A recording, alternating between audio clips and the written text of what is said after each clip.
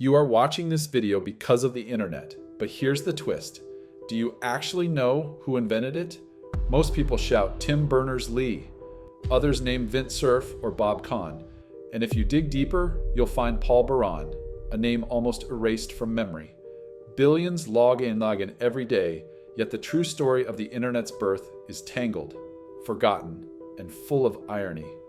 Tonight, we uncover who really built it and why some became legends while others faded into the shadows. Stay with me, because by the end of this video, you might see the internet in a completely different light. When we talk about the birth of the internet, there is no single delivery room, no single doctor, and certainly no single father.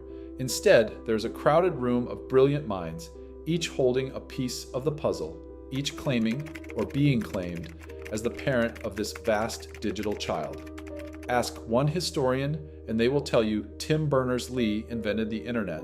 Ask another and they will correct you. No, Berners-Lee created the World Wide Web, not the internet itself. Others will say it was Vint Cerf and Bob Kahn, the architects of the TCP/IP protocols, who deserve the title. And if you dig deeper into the archives, you will encounter Paul Baran, a quiet engineer whose strange idea of packet switching laid the foundation for everything we now do online. The confusion is not just academic, it shapes how we understand history. We remember the names that shine under the spotlight, but not the ones who lit the first spark. The internet, unlike the light bulb or the airplane, does not have one inventor's name carved into stone. Instead, it is a mosaic of contributions. But within that mosaic lies a tragic twist. One man's revolutionary idea became the skeleton of the internet, and yet his name is barely whispered. So the question becomes, in a world where billions of people type, click, and scroll every day, how can the true genius behind it all remain invisible? If history were fair, the first-named school children would learn about the internet would not be Tim or Vint. It would be Paul Baran. Baran was not a flamboyant figure, not the kind of man who would give TED Talks or pose on magazine covers. He was the son of Polish immigrants, raised with the quiet discipline of an outsider determined to prove himself in America. By the late 1950s, he found himself working at the RAND Corporation, a think tank obsessed with one terrifying question.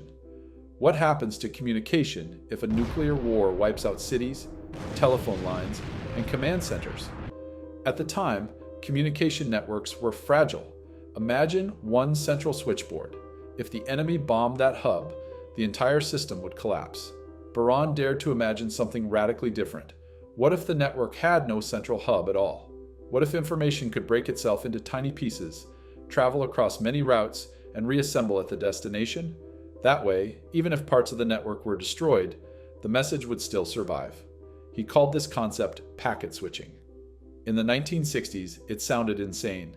Computers were the size of rooms, data moved like molasses, and here was Baran talking about breaking messages into digital packets and sending them across a web of decentralized nodes. The phone companies laughed. The government hesitated. To most, it felt like science fiction. But Baran knew he had seen the future. He sketched diagrams of a mesh-like network where no single bomb could silence communication.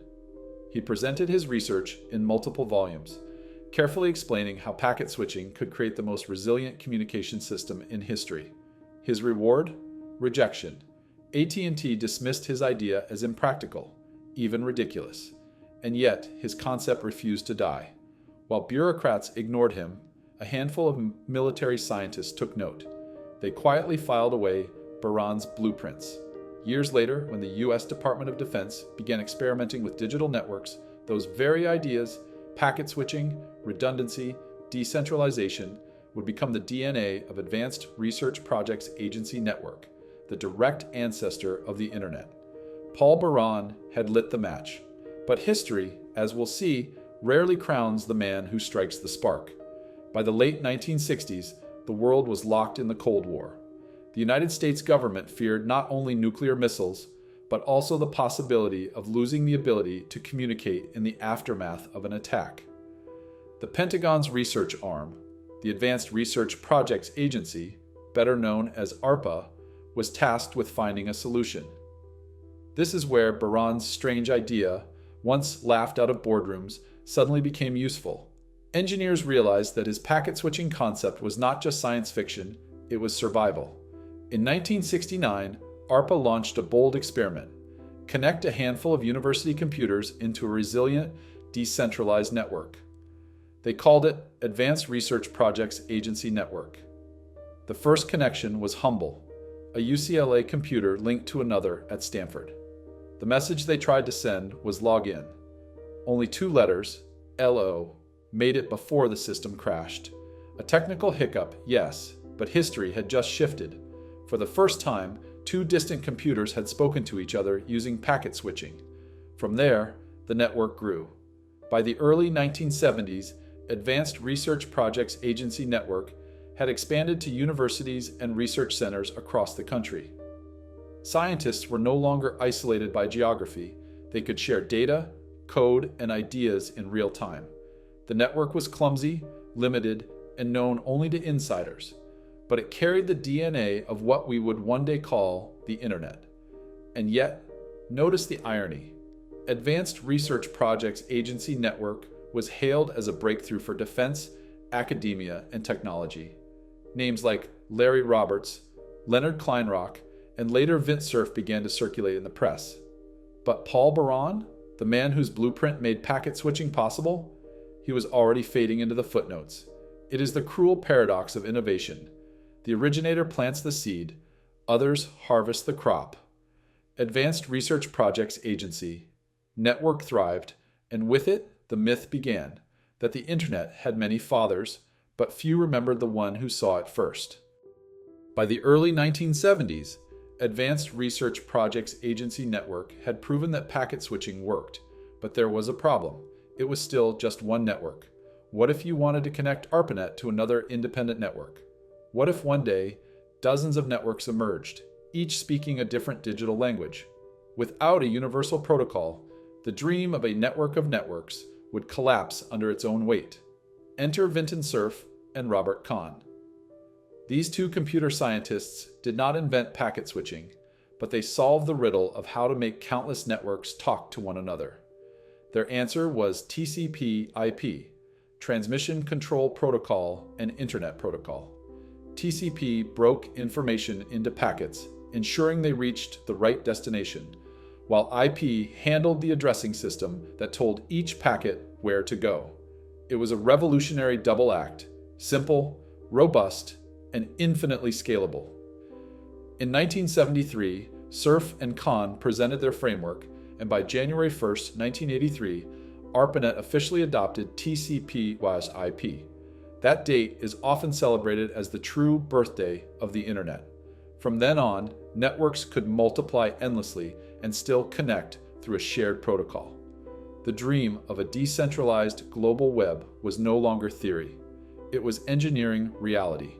Cerf and Kahn became icons in the tech world, later nicknamed the fathers of the Internet. They received medals, awards, and even presidential honors. Their faces appeared in textbooks, their names etched into history. But here lies the paradox. None of it would have been possible without Paul Baran's original vision of packet switching. Cerf and Kahn built the architecture, but Baran laid the foundation. Yet, in public memory, the foundation builder is almost invisible, while the architects are celebrated on the world stage. It is not to diminish Cerf and Kahn's brilliance. Without their protocols, the Internet would have remained a fragmented dream. But it raises the uncomfortable truth. History tends to favor the builders who finished the house, not the ones who first imagined it could stand. If Vint Cerf and Bob Kahn gave the Internet its nervous system, Tim Berners-Lee gave it a face the entire world could recognize. By the late 1980s, the Internet was still the playground of scientists, engineers, and the military. It was powerful but intimidating. Lines of code, clunky terminals, and cryptic commands. Ordinary people could not imagine logging on, let alone surfing. It needed a translator, a bridge between the digital elite and the everyday user. That bridge was built in 1989 at CERN, the European Physics Laboratory in Switzerland. A young British computer scientist named Tim Berners-Lee proposed a system that could link documents across computers through a universal language. He called it the World Wide Web. His invention introduced three things we still use every day: the URL, the HTTP protocol, and HTML. Suddenly, the internet was no longer just a hidden network of machines. It became a global library anyone could enter. You did not have to be an engineer to click a link. Information became accessible, interactive, and limitless. Within a few short years, the web transformed culture, commerce, and communication. And unlike Paul Baran, Berners-Lee was not ignored. He became the poster child of the internet age. He was knighted by Queen Elizabeth II, showered with awards, and celebrated as one of the greatest inventors of modern history. His name appeared in classrooms, documentaries, and even Olympic ceremonies. To many, he is the internet. Yet even Berners-Lee himself once admitted the truth. "I did not invent the internet. I invented the World Wide Web." He stood on the shoulders of giants like Baran, Cerf, and Kahn. But the world does not always honor the quiet giants. It honors the face people can recognize, the man who arrived at the right time with the right idea for the masses. So here we arrive at the cruel irony. The genius who made the internet usable is immortalized, while the genius who made it possible is still invisible. Why Paul Baran died unknown. So why did Paul Baran, the man who first imagined the internet's very skeleton, die in near obscurity while others became legends? The answer is a mix of bad timing, quiet personality, and the cruel politics of recognition. First, Baran never chased the spotlight. He was an engineer's engineer, content to design, to publish, and to let the work speak for itself. Unlike Jobs or Musk, he did not have a flair for showmanship. He did not sell visions on stage.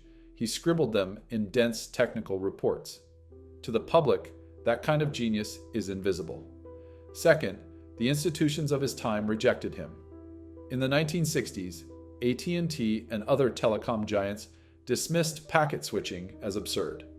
They had built their empires on circuit-switched networks, and Baran's vision threatened their entire business model. Bureaucrats at the Pentagon also shelved his proposals, unable to imagine a world where messages could scatter and reassemble across redundant pathways. By the time ARPANET adopted his ideas, Baran had already moved on.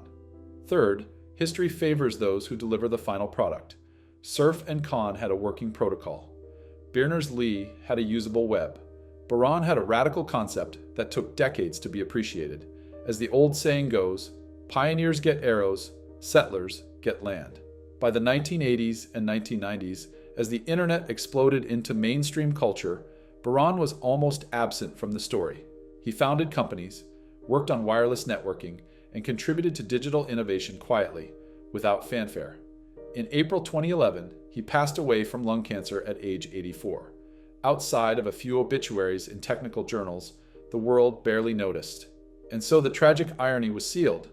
Billions of people were using the internet every day, yet almost none knew that a Polish-born engineer had dreamed it into existence decades earlier. Paul Baran lit the spark, but he never lived to see his name shine. History has a cruel sense of humor. We celebrate the names that became brands: Edison, Jobs, Musk, while quietly burying the ones who built the foundations beneath them. Paul Baran's story is not unique. He is part of a long tradition of geniuses who created the future, only to watch others inherit the glory. Think of Nikola Tesla.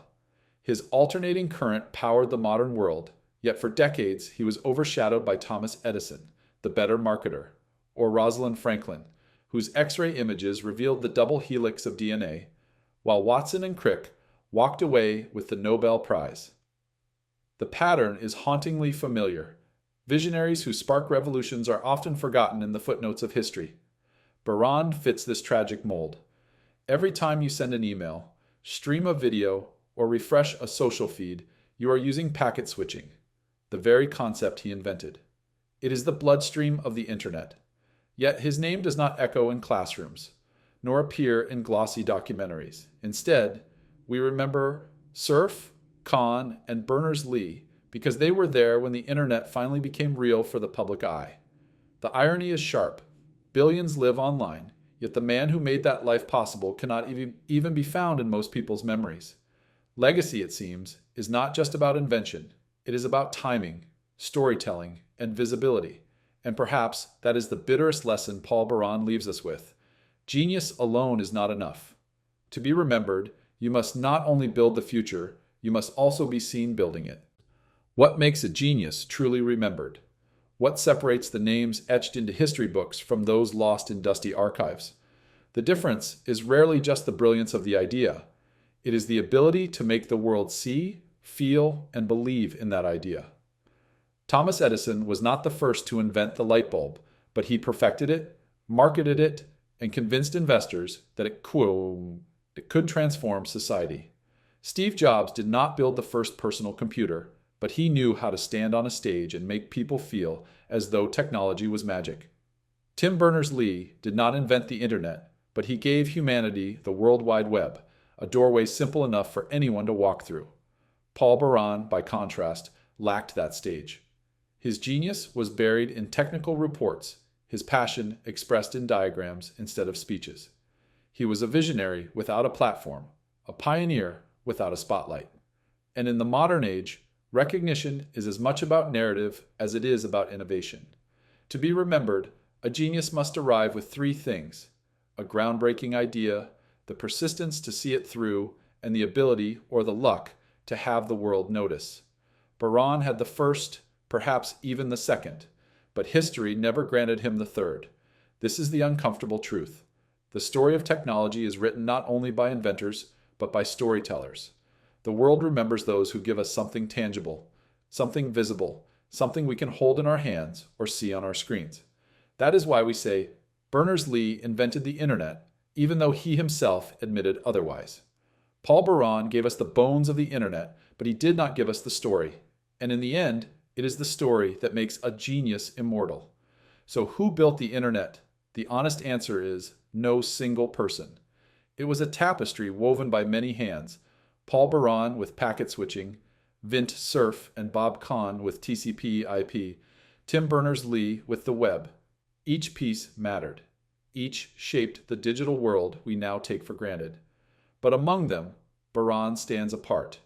He was the man who first saw that messages could scatter, survive, and reunite. He imagined resilience before resilience was fashionable. He built the skeleton long before anyone thought to clothe it in flesh. And yet, he never stood in the spotlight, never heard the roar of applause, never became a household name. So the next time you click a link or load a page, remember, this miracle of connection did not come from thin air. It came from the imagination of a man who dared to believe that even in the face of nuclear war, human communication could endure. History might have overlooked him, but the internet, the very thing you are using to hear this story, will always carry his legacy.